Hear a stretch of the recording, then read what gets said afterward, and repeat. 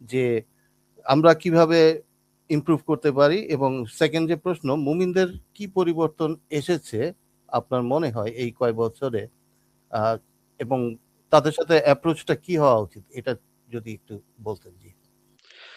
আমি যেটা দেখেছি যে মুমিনদের সাথে আমাদের অ্যাপ্রোচটা যেটা হওয়া দরকার আমরা মানে সেটাই ঠিক আছে। কিন্তু মাঝে, মাঝে আমরাও আসলে একটু বেশি আ আ ইয়া হয়ে যাই যে ধৈর্যহারা হয়ে যাই। অনেক সময় অনেক নতুন, নতুন মুমিন আসে। পুরনোদের কথা তো আলাদা। পুরনো যে মুমিনগুলো আছে সেগুলো তো আসলে গালি দিতে আসে। কোন না কোনভাবে গালিটা দিয়ে চলে যেতে চায়। তারা তো আসলে যুক্তিতর্কে আ ইনভলভড হইতে চায় না। এইজন্য পুরনো মুমিনদের কথা আগেই বাদ। আর হচ্ছে যারা নতুন আসে তাদের অ মাঝে, মাঝে আমারও ধৈর্য হারা হয়ে যাই। মাঝে, মাঝে আমাদের সাথে যারা আছে তারাও অনেক সময় ধৈর্য হারা হয়ে যায় এবং আম রাগারাগি হয়ে যায়। এই জিনিসটা আমাদের আরেকটু কন্ট্রোল করতে হবে। নিজেদের মেজাজ কন্ট্রোল করতে হবে। আ প এইটা করাটা সবসময় সহজ না। কারণ আমাদেরও তো ব্যক্তিগত জীবন আছে। আমাদেরও তো অনেক সময় মেজাজ খারাপ থাকে, অনেক সময় মেজাজ ভালো থাকে। তো এই জিনিসগুলার এইটা যদি আমরা ঠিক করতে পারি যে আরেকটু আ যারা নতুন বিশেষ করে যারা নতুন, নতুন আসছে, এখন মুমিনরা তো ভাই বাটপারি করবেই। এটা আমাদের জানা কথা যে তারা তাদের ধর্ম বিশ্বাসটাকে রক্ষা করার জন্য নানা তেনাবাজি, নানা বাটপারি, নানা এদিক-সেদিক এটা করবেই। গোঁজামিল দেয়ার চেষ্টা করবেই, জোড়াতালি দিবেই। এটাই স্বাভাবিক। এই জিনিসটা একসেপ্ট করে আমাদের প্রত্যেকটা পয়েন্টে একদম শক্ত থাকা, এই জিনিসটা দরকার।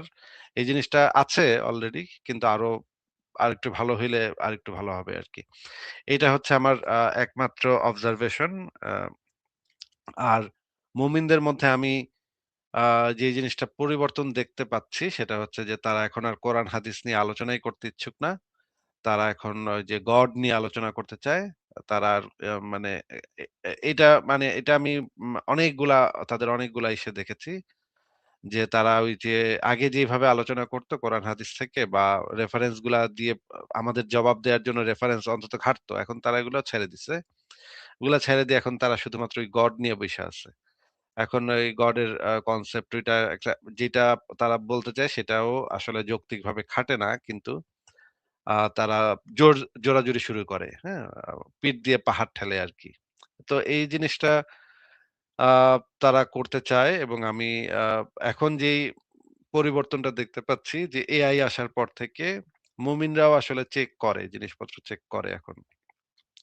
যে আমরা যেই কথাগুলো এত বছর ধরে বলে আসতেছি, যেই কথার আমরা ১০-১২ বছর, আপনারা ৬ বছর, তারপরে আরো আগে থেকে আমরা যারা লেখালেখির সাথে যুক্ত ছিলাম, তারা অনেক বছর ধরে যেই কথাগুলা বলে আসতেছি, সেগুলো এখন এই যে যেমন ধরেন একটা সময় দেখতাম যে জাকির নায়েক বলত যে বিবর্তন তত্ত্ব হচ্ছে একটা ফ্যাক্ট না, এটা একটা থিওরি মাত্র। হুম? Just a theory. এই যে থিওরি বলতে আসলে কি বোঝায়? এই জিনিসটা আমরা দিনের পর দিন বলে আসছি অনেকগুলা বছর ধরে। আ আমি তো এটা নিয়ে মনে হয় ২০ বছরেরও বেশি সময় ধরে বলতেছি। হুম? তো মুমিনরা একই কথা আমাদের লাইভে এসে বলছে অনেকবার যে, "এটা তো জাস্ট এ থিওরি।" মানে জাস্ট এ থিওরি মানে? তো এখন এসে দেখতেছি যে মুমিনরা আবার এআই-টেআই দিয়ে চেক-টেক করতেছে যে এই যে জাস্ট এ থিওরি এই কথাটা আসলে মানে সঠিক কথা কিনা, সঠিক বক্তব্য কিনা। তারা এখন দেখতেছে যে এই কথাগুলা সঠিক না। তারপরে এতদিন ধরে তারা দাবি করে আসে যে মানে ধর্মের মোরালিটি নাকি অবজেক্টিভ মোরালিটি। এই টাইপের উদ্ভট জিনিস কোত্থেকে তারা পাইছে, কোত্থেকে তারা বানাইছে এই জিনিসটাই আমি এতদিন ধরে এই জিনিসটা বলতেছি যে আ সাবজেক্টিভ কাকে বলে, অবজেক্টিভ কাকে বলে, সাবজেক্টিভ মোরালিটি কাকে বলে, অবজেক্টিভ মোরালিটি কাকে বলে। এই জিনিসটা এই যখন থেকে লাইভ শুরু করছি তখন থেকে বলতেছি।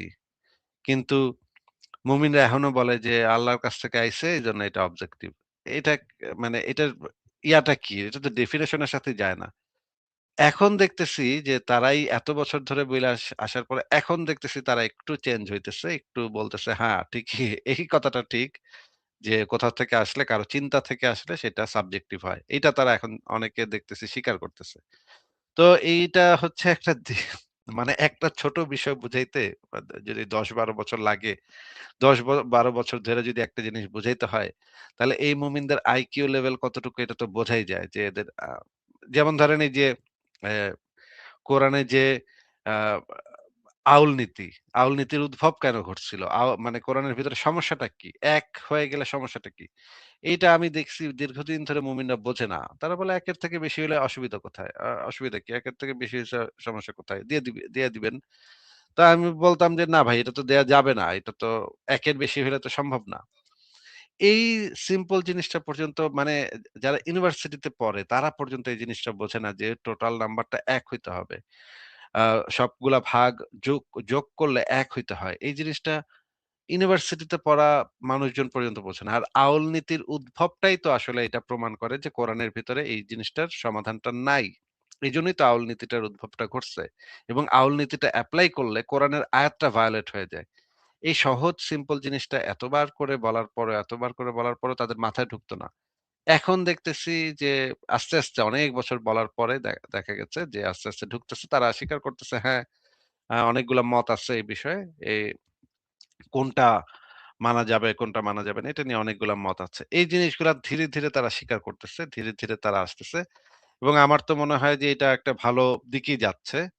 তারাও তারা আসলে এখন বোঝে যে আমাদের মানে পয়েন্টটা কি বা আমাদের বক্তব্যটা কি সেটা এখন তারা ভালোভাবেই বোঝে।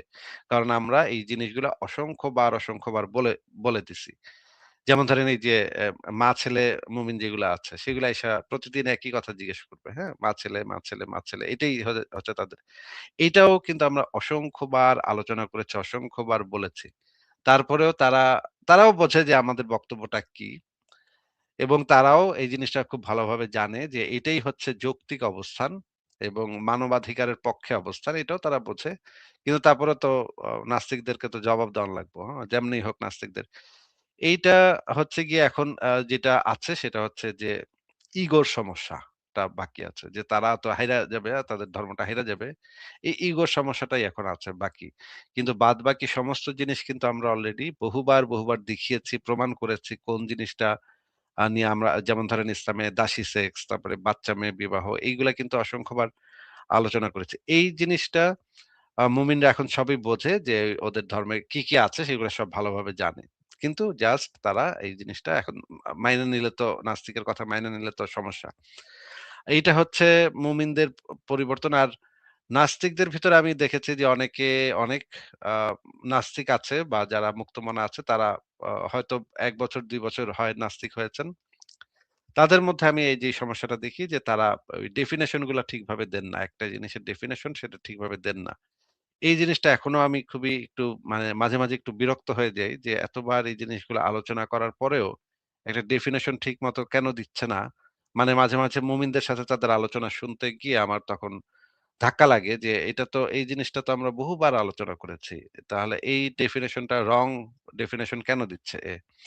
তো এইজন্য আমি যারা মুক্তমনা আছে তাদেরকে অনুরোধ করব যে আপনারা এই ডেফিনিশন গুলা একটু ঠিক করে বুঝে নেন।